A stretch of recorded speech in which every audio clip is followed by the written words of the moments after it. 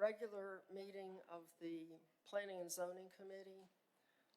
One of our members is running late due to some interviews they were conducting for the Waterworks Board, but we're going to go ahead and get started with our first case and hope that he gets free pretty quick, just in the interest of time. Mr. Togmas, are you? Yes, I'll be presenting. Okay, so if you would like to go ahead and present the first case. Okay, so for the record, Christian Togmas, I serve as one of the planners for the city of Birmingham. The first item is case ZAC 2024-1. This is the Balco Road rezoning in the Liberty Highlands neighborhood. The applicant is Bree Bothwell and the owner is Melody Trim. They're requesting to change the zone district boundaries from R3 single family district to I1 light manufacturing district in order to allow for the use of an outdoor storage yard for landscape materials, earth moving equipment, tools, and commercial truck and trailer parking. The property is located at 2510 and 2530 Balco Road, just east of I-459 and south of Queenstown Road. Subject property includes two parcels containing approximately 1.48 acres. The surrounding zoning is all D3, which is single family district to the north, south, and east. Property to the west is outside of the city limits. So this rezoning is part of a zoning enforcement violation case in which the property owner has violated the zoning ordinance by allowing an outdoor storage yard in a residential area, which is Title I, Chapter 2, Article 1, Section 2B1, with the first violation sent back in April of 2021, the next March of 2022, October of 2023, and most recently August of this year. So like I said, they're requesting to rezone from R3 to I1 to allow for that outdoor storage yard, for the use of the outdoor storage yard for landscape materials, earth moving equipment, tools, and commercial truck and trailer parking. Currently, the business employs 24 employees, in which the existing 1,200 square foot residential house serves as the daily operations office. An existing greenhouse building located on the subject property will be utilized to house plant materials. Now, the adopted long-range land use plan identifies the property as light industrial. So, if recommended for approval, the committee should consider the following Q conditions. The property owner must obtain all necessary permits for any work completed to the site, including any work completed within the city right-of-way. And the property owner must resurvey the two lots through the subdivision committee process and combine them into one lot for the proposed use. So for staff comments, under zoning, pervious parking spaces must be approved by the stormwater department and the city engineer. Landscape had no comments, and floodplain, it's not located in a special flood hazard area. From Birmingham Department of Transportation, they have no issues with the proposed or current use and traffic demand. However, due to the illegal construction within the city of Birmingham's right-of-way, BDOT will need to evaluate this request further and may require changes to the site plan to ensure compliance with all city of Birmingham standards, regulations, and ordinances. Now, they did go before the Liberty Highlands Neighborhood Association September 26, 2024, and they voted to support the proposed rezoning request of 3 votes to support and none to not support. The ZAC recommended on their meeting September 15, 2024, voted to recommend approval 4-0 with the following Q conditions. As I stated before, property owner must obtain all necessary permits for any work completed to the site, including any work completed within the city right-of-way. And if approved, the property must resurvey the two lots and combine them into one lot for the proposed use. Okay, and you said that this was an enforcement case. Was this due to a complaint from another neighbor, or was this something that y'all stumbled over? I'm not too sure. Well, so the first case was in 2021? Yes, ma'am. And then again in 2022? Yep. Again in 2023, and then again in 2024? Yes. So can you explain what's been going on for the last 4 years, or should I ask the applicant? I would defer that to the applicant. Yeah, okay. So one other question, Mr. Togmas. Did you say that the property is bordered by R3 single family on 3 sides? And Yes. what's on the side that's not bordered by single family? That's the city of Irondale, and I'm not sure what that zoning is. Okay, It's so, outside. okay, thank you. Yep. Yes, if the applicant would come forth?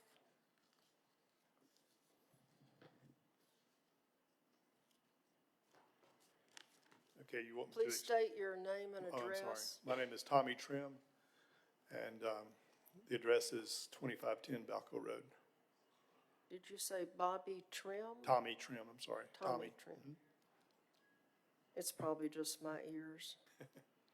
Okay, so explain yourself to us. We bought the property in 2019. We were under the understanding that it was multi-use, and we originally went out there and just had a place to park trailers. We eventually expanded during COVID in 2020. We thought we were in multi-use property when we were sold the property. And in 2021, they did come out and said we were in the city of Birmingham, number one, and that we were in residential. And so we started getting into the process. The first thing we had to do is get the property surveyed. This property, the structure that we have the office in, is built in 1940, and when we first got there, it was just overgrown property that we cleared. And so it took us a while to even find someone who would even actually survey the property. 2020 was COVID. It was hard to get anything done in 2020, so we were still doing all that. We tried to, again, I think in 22, during the World Games, and everybody in the zoning department at that point was tied up with the World Games, so we kind of kicked that can a little bit further. And in defense of the one in 24, we had our meeting with the neighborhood association in February. We started the zoning process in February Right. 1st, so it shouldn't have been a violation. But I think there was some connections in the inner office that didn't know that we had started the process. We had already been voted unanimously approved by the neighborhood in that meeting earlier this year. We'd already been approved.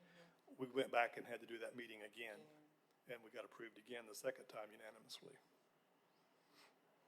And the property next to us, I think is still the city of Birmingham, but it's a plumbing company right across the street from us. So we're right next to an industrial, we're built into an industrial park where we are. So you're saying that's what's in Irondale? I think it's Birmingham, it's Wilbur's Plumbing is there, and I know they had to do some things in compliance with the city of Birmingham. Stone and Son Electric is right around the corner. There's a mechanical contracting company right on the corner. There's Wilbur's Plumbing. We're right across the street from them. There's 2 residences, one to the right and one across the street, which I think they actually do business out of their house over there. And there's a residence next door that was built when this property was improved 8 years ago. And we have a very good relationship. I don't think anybody complained. I think it's just that we were just there and got stumbled upon. I can't say because I don't know, but there's only 2 that would have complained, would have probably been those 2 people. Okay, so you've been operating there for 4 years? 5 years. 5 years? Okay, well, the maps that we have show that all of the properties surrounding you in Birmingham is zoned residential. But they're vacant lots. They're all And vacant lots. so there are no houses anywhere around here, There's- they're just vacant lots? No, ma'am. There's one to the right, and there's one across the street, catty corner across the street. But that's the only houses. Everything else is a business.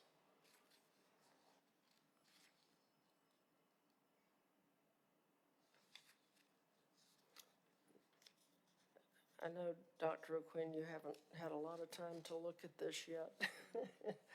But this is case number 1. It's an enforcement case for operating a business in a D3 zone district. And this is Mr. Trim, he's the applicant. Counselor Smitherman, do you have any questions or comments? I don't, actually. It's just an interesting timeline. And you said there's only vacant land around you? The Pretty much. properties behind us are vacant. It's just woods. It's just It woods. backs up to 459. The property to the left is vacant. There's no home there. And there's a property to the right. There's two lots to the right, and they're also it's just woods. Okay.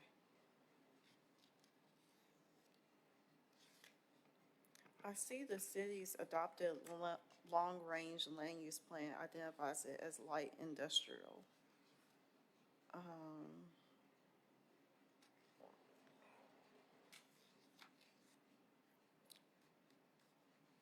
Counselor Abbott.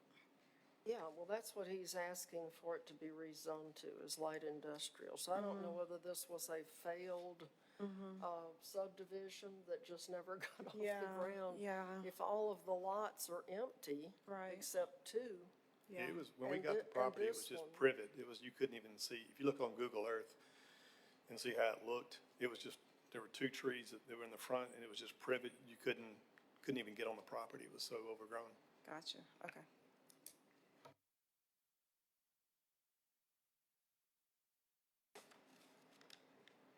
Dr. O'Quinn, do you have any questions? Yeah, did staff have a recommendation? Mr. Togmas,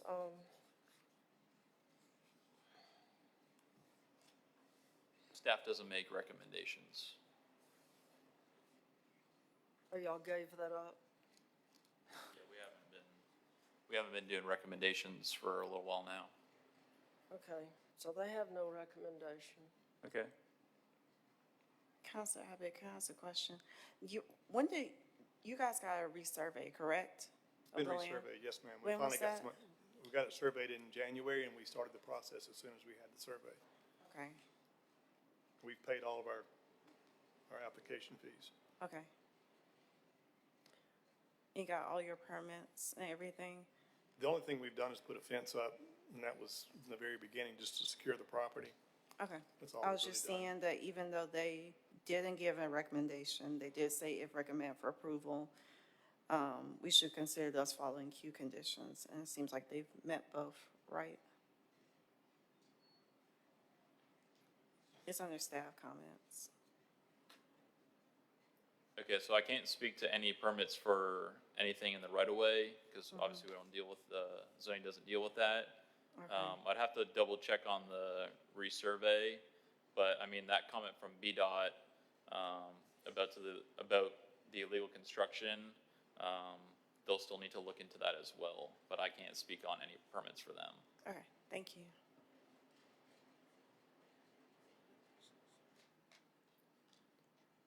Yeah, I think BDOT was the one who made the comments about the illegal construction on city right-of-way, and I suppose that they will be dealing with you on that. Yeah, I think that this was drawn off the survey. And there may be a portion of this fence that might be in that area. All of this other stuff is definitely inside our right-of-way, inside of our property line. No, I didn't even know you could buy a piece of property without having it surveyed. It happens that the property next to it sold without a survey, because when we had it surveyed, they didn't have a survey until we had ours. And we had our survey, we found out that about half their property was on ours. So, they didn't have a survey either, because I was asking about if they had one, so we'd have some sort of reference point to survey from. They didn't have anything either. It happens all the time. Well, interesting. So, yes, sir, Dr. O'Quinn? Yeah, did I hear correctly that there's a residence there in proximity to this? Yeah, he said that there are, what, 2 residents? Well, they're right next to us, and when we did have it surveyed, we discovered that almost their entire driveway and about a third of their backyard is on our property. You I'm don't know not what pushing city, it. you don't know what I'm not city pushing- you're in, you don't know what your zoning is, and you don't know where your land is. Well, we couldn't have known until we had the survey done. Well, we haven't had much humor today, so we've got some now. So, yeah, there's some houses, but the property on 3 sides is zoned residential R3, but I guess nobody built anything on it Right. except 2 people. Yeah. I mean, I'm familiar with this area and, you know, there is quite a lot of light industrial use occurring in that area. And the adopted long-range land use plan is also light industrial, so. I mean, I guess I'm curious about the timing. So, when was the application for a change in zoning? When was that done? When was that initiated?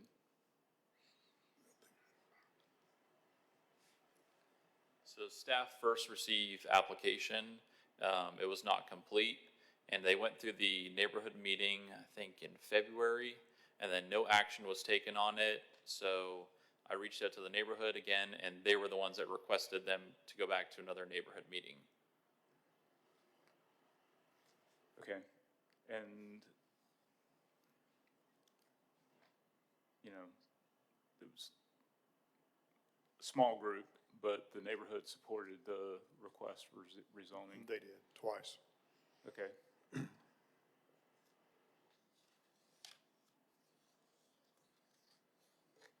So, the zoning enforcement actions date back to 2021. So the request for rezoning was started this year. So I guess I'm curious about, you know, the previous zoning enforcement actions. You know, what was the consequence of those 4 previous citations? Or, I mean, was there a citation or something of that matter? I'm not too sure, we weren't provided that information, I just have documentation of the citation, or the notice, I should say. So, I mean, I guess this is not relevant to Mr. Trim, but, you know, it's a little disconcerting that we're making observation that there's a violation of zoning ordinance, but, you know, what you're telling me is that there's no consequence to that. Am I interpreting that correctly? Well, that's zoning enforcement. Zoning doesn't have anything to do with any citations or anything like that. I just received documents associated to this, so I could use it for the staff report. But anything related to enforcement would have to speak with Ms. Brundage. Okay. I don't see Ms. Brundage. Doesn't appear that she's here. Yeah. We can get that information for y'all. Yeah, I mean, you know, again, this doesn't have anything directly to do with Mr. Trim, but, you know, as a representative of City of Birmingham constituents, and the council in general, you know, when there's zoning ordinance violations, there should be some, you know, sort of consequence, right? Sort of. Yes, yeah, there should sort of be some consequence. So we're concerned that, you know, it doesn't appear in this case, or we don't know yet, you know, that there was any sort of enforcement action other than we just know that there was observations of zoning ordinance violations. Can I speak to that? Yes, sir. We made very, various phone calls, and I made various phone calls. I can't give you the exact dates, but we called during this whole period of time explaining that we were having a hard time getting someone to survey the property. So there was no zoning enforcement because we were being compliant to the fact that we were trying to get this done.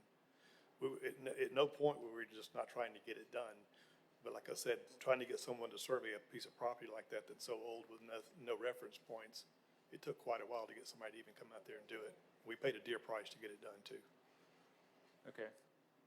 Well, regardless of what we do with this particular case, we need to know why this happened and who's in charge and if we're going to do anything about these kind of instances, because we have a 150 square mile city here, and if they all end up like this, it's pretty embarrassing.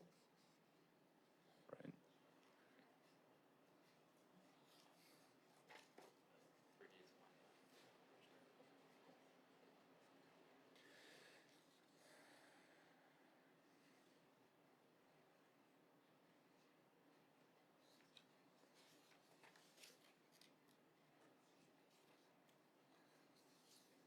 Another question. So the parcels that are shown on our zoning map, there's several parcels shaded in white. Are those are those outside the jurisdiction of the city of Birmingham, or? Yes, okay, all right. Irondale. Yeah, I So- think two of them they're in Irondale that we bump into. Okay. Do we know what those properties are zoned for Irondale? I can tell you this, that next to it is a inline electric and a CrossFit gym. And then next to it was a restaurant that goes closer to Derby Parkway. And then, so Derby Parkway comes down and Derby Drive comes up. And you go down Hardy Acre, it all connects back. The property right above it is industrial. Other than those two houses, everything surrounded around it is industrial. Okay. Or retail, like one was a restaurant, it's been several things. It's been a Yeah. strip club, several things. I mean, just me guessing, but it looks like these correspond with undeveloped, that one's right up against Queenstown Road and the other is up against the interstate, so, okay. Okay, so what is the committee's pleasure? Does anyone want to make a, Yeah, I would make a recommendation that we advance this to the council, or make a motion that we advance this to the council with a recommendation for approval. okay, with the Q conditions that are outlined in the packet? Yes. Yes. Second. Okay, and in addition to that, this would be for the staff, for us to have a report on what happened here with 4 years of violations and no apparent enforcement action of any type. So we have a motion that has been properly seconded. All in favor say aye. Aye. So that has passed. Thank you. And we will send it on to the full council. This is the committee's recommendation, and the full council can do as it wishes. So, Appreciate that. thank you very much. Thank you. Okay, we're up to item 2 on our agenda, which is the short-term rental ordinance.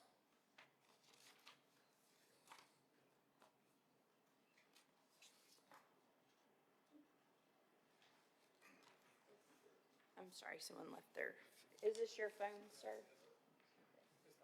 Okay. Good afternoon, we're back again. Kim Spurl, Department of Planning, Engineering, and Permits.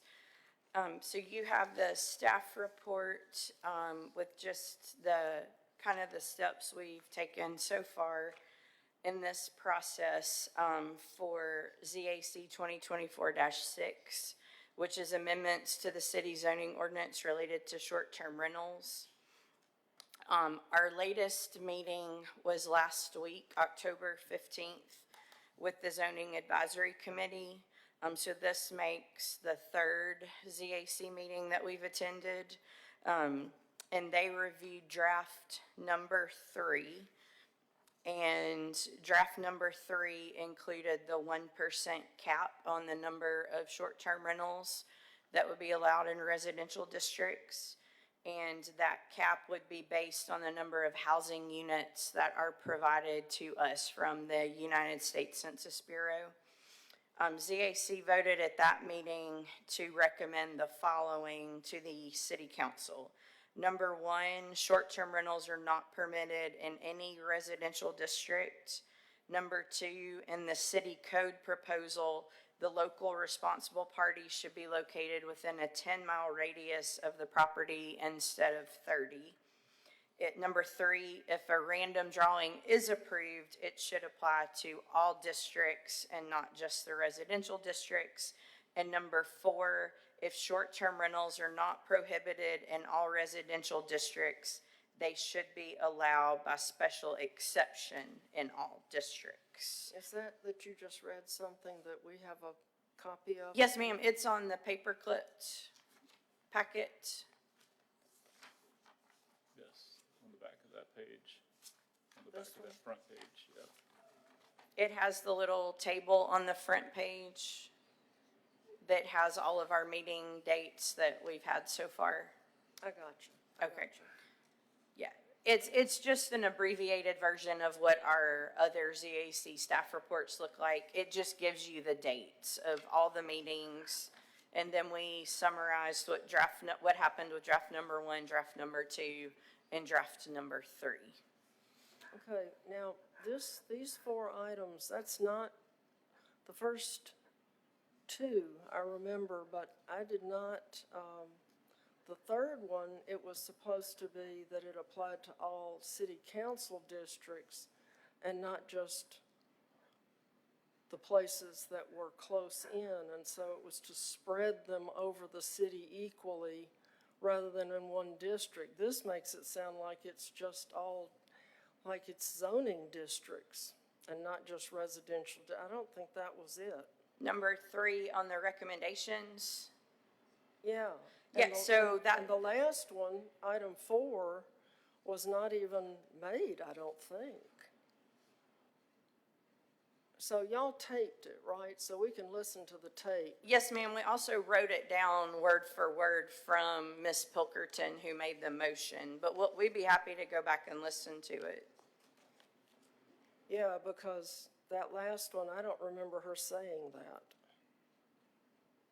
Yeah, the question came up from Planning Commissioner King, that what about special exceptions if the council does not ban them in residential districts? And Ms. Pilkerton said that if they are not banned, then they should only be allowed going through the special exception process. But we'll be happy to go back and listen to make sure that we wrote it down correctly. Yeah, I'd like to listen with you. But anyway, I think that in view, did everybody get their voluminous numbers of questions and answers? We just got the answers to all the questions. And if you'd like, so one of the documents is what you sent Counselor Abbott from everyone. That's the one with the big typeface. And then there's another document, and those are all of the questions that were from that second ZAC meeting. When our members, Dr. Black and Ms. Lewis, tried to go back at the end and answer all the questions. So we went back and listened to the recording and wrote them all down and then tried to answer those questions also. Yeah, and there are 11 pages of them. Yeah, there were, and a lot of the questions are all very similar in nature. You'll notice some of them are duplicate questions, but we still tried to answer all of them. Okay, committee members? I'm still looking for it. don't know that I've seen that yet. Well, I know you haven't read them, that if you can find it. Right. They look a lot like this. Madam Chair, We received them from Camila Gray Lewis, Okay. and we forwarded them on to all the members of the council. Yes, Counselor Smitherman? I'm not gonna make the motion right now, but I would like to delay 2 weeks so we can look at the questions and the answers, and then the entire council can look at them too, so we can have Well, time. And we can check on the tape. Yeah, Because I'll admit, I was having trouble hearing at that meeting, so I could have missed something, but that last item was kind of surprising. So, Dr. Quinn, do you, Yeah, I haven't seen them yet, so okay. I'm still, So- still looking. okay, well, I'll move for a 2-week delay on this item. I'll second that. Okay, it has been moved and properly seconded. All in favor say aye. Aye. Aye. So we will delay this 2 weeks, get through all the questions and answers. I noticed that all the comments that were made by the council members, there was no response to any of them, so I don't know whether they were, We weren't sure if you wanted us to respond to comments or just Well, answer the questions at the you know, or beginning. like say, this is crazy, we can't do that, or, you know. But, Would you like for us to respond to the comments I think as so, well? because I think Okay, council members, you know, this is not everyone's bailiwick, and so, okay. but, so if we can have time to read and digest all of the answers that were provided and the ones that are gonna be provided, and then if we can also, I would like to hear the motion on the tape when y'all review it. I'd just like to be there to hear what was actually said instead of what I heard. Yes, ma'am. We can actually put it, the entire meeting probably on a flash drive. It probably is too large to email, and we can make sure that you get a copy of it. Okay, well, that'll be fine, because then I could listen to it at midnight when I can't sleep. So do we have any other business that anyone would like to? Oh, we don't have any old and new business, so. Okay, do I hear a motion to, Second. all in favor say aye? Aye. Aye, so we are adjourned.